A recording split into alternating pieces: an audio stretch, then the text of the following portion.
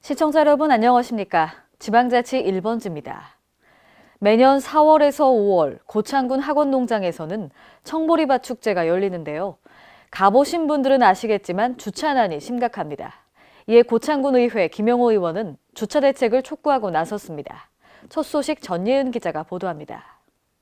전북 고창군의회 김영호 의원은 청보리밭 축제 주차 문제에 대해 대책을 촉구했습니다. 김 의원은 축제를 지속하기 위해 주차 문제가 해결돼야 한다고 주장했습니다. 이어 축제 때마다 인근 주민들이 지장받는다며 지적했습니다.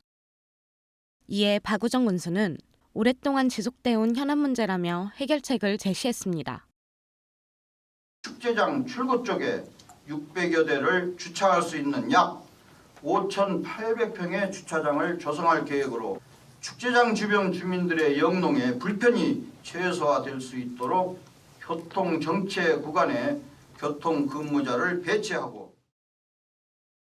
KLN 전예은입니다. 내년 2월 개막하는 평창 동계올림픽 성화가 전북을 뜨겁게 달궜습니다. 지난 28일 남원을 시작으로 지역을 대표하는 예술인과 체육인 등 420명의 주자가 선정됐는데요. 모두를 빛나게 하던 불꽃이라는 슬로건을 내걸고 277km의 여정이 진행됐습니다. 지난 1일은 무형문화재 김종현 조각장의 봉송을 시작으로 전주를 뛰었습니다. 전주 한옥마을에서 풍물 놀이패의 흥겨운 공연과 꽃가마를 활용한 이색 봉송이 진행됐습니다. 전북 현대에서 뛰는 이동국 선수와 최강희 감독도 참여했습니다. 지난 3일은 근대문화도시 군산에서 경암동 철길마을과 진포사거리 등을 거쳐 근대역사박물관에 안치됐습니다. 내일부터는 충남 남부로 이동해서 진행됩니다.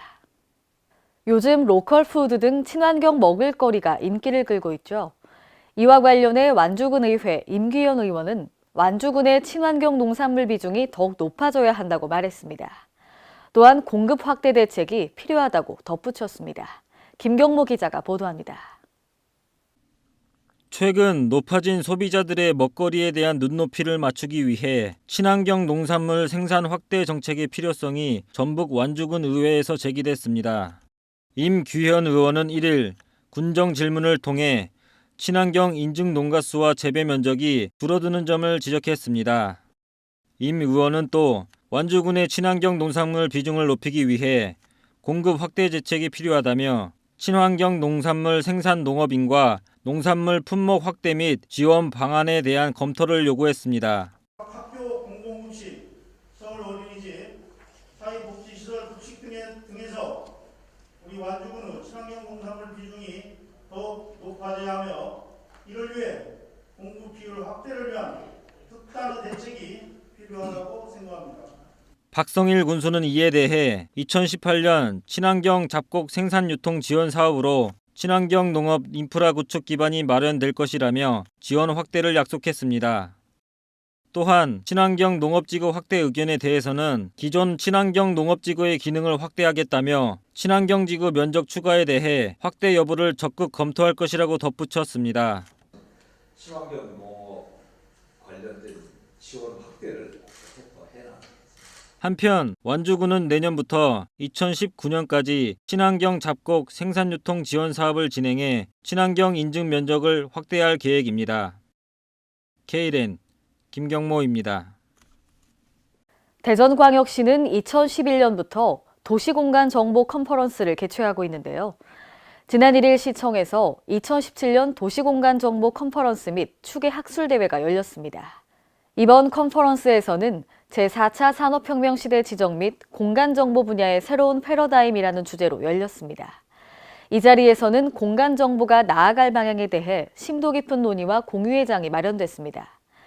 특히 국토교통부 김택진 공간정보제도과장은 제4차 산업혁명과 부동산이라는 주제로 내년 정부의 공간정보 정책에 대해 공유했습니다. 충청북도 어린이집 원장들이 한자리에 모여 의견을 나눴는데요. 충청북도 어린이집 연합회는 지난 1일부터 이틀간 제천 청풍 리조트에서 2017년 어린이집 원장 워크숍을 개최했습니다. 이번 워크숍은 700여 명이 참석한 가운데 직무 연찬을 통한 역량 강화와 어린이집 간 정보 교류를 위해 진행됐습니다. 행사는 제1회 더 보육 나누기 체험 수기 공모전과 이미지로 승부하는 서비스 리더십 교육이 진행됐습니다. 또 내년 보육 정책 방향과 운영 계획을 듣고 질의응답을 하는 시간도 마련됐습니다. 강원도는 작년 11월부터 올 6월 사이에 고병원성 AI가 4건 정도 발생했었죠. 올 10월 이후에는 저병원성 AI가 4건 검출됐고요. 이에 농림축산식품부 김영록 장관은 지난 2일 AI 방역대책 차단 방역 현장을 점검했습니다. 김영록 장관은 지난달 전북 고창에서 AI가 확인된 직후 농장 내 AI 유입 방지를 위한 차단 방역 강화를 독려했습니다. 해당 방역 조치는 전국의 주요 도로에 통제 초소를 설치하고 중점 방역관리지구 중심으로 방역을 강화했습니다. 또한 내년 2월 개최되는 평창 동계올림픽을 위해 강원도를 AI 청정지역으로 만들겠다고 밝혔습니다. 오늘의 간추린 뉴스입니다. 전북 완주군이 경력 단절 여성들의 일자리 해결을 위해 관내 기업, 기관들과 손을 맞잡았습니다. 완주 여성 새로 일하기 센터는 최근 근로자 종합복지관에서 관내 15개 기업 및 기관과 여성 친화 일촌 기업 협약을 체결했는데요. 이번 협약에 참여한 기업들은 여성 친화적인 근로 환경 조성은 물론 양성평등 실현 등을 추진하는 등 여성 인력 채용 활성화에 함께 노력하기로 했습니다.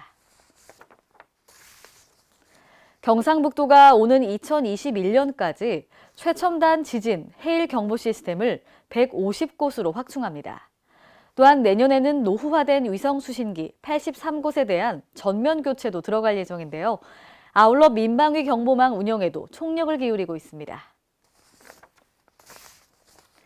광주광역시는 미래 먹을거리로 육성하고 있는 친환경 자동차 산업에 집중적인 투자 계획을 밝혔습니다.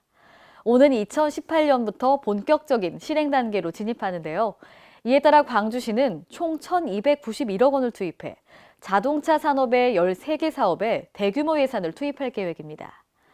이로 인해 앞으로 자동차밸리 조성에 탄력을 받을 것으로 예상됩니다.